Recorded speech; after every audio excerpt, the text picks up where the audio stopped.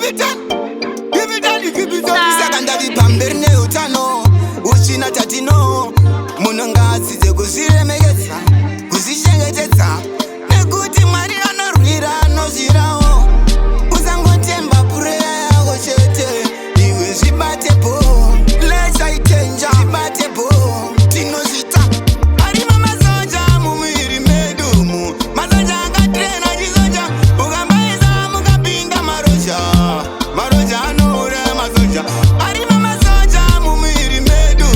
Masoja akatrena chisoja. Ukambaisa mukapinda maroja.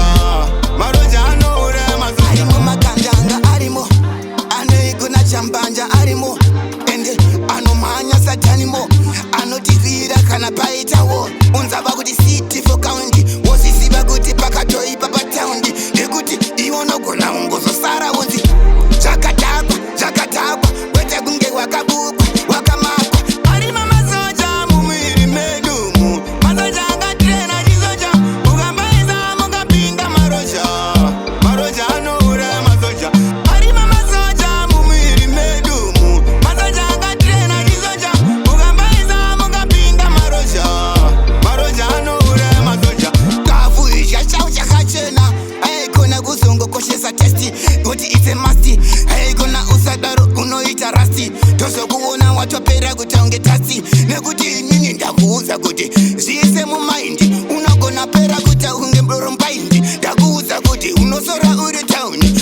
Arimo masoja mumwiri medu. Masoja akatrena chisoja. Ukambaisa mukapinda maroja. Maroja anoura masoja. Arimo masoja mumwiri medu. Masoja akatrena chisoja. Ukambaisa mukapinda maroja. Maroja anoura masoja. Arimo masoja mumwiri medu. Masoja akatrena chisoja. Ukambaisa mukapinda maroja. Maroja anoura masoja. Wakutinetsa neweight loss. Apa warowa wega drug yako overdose.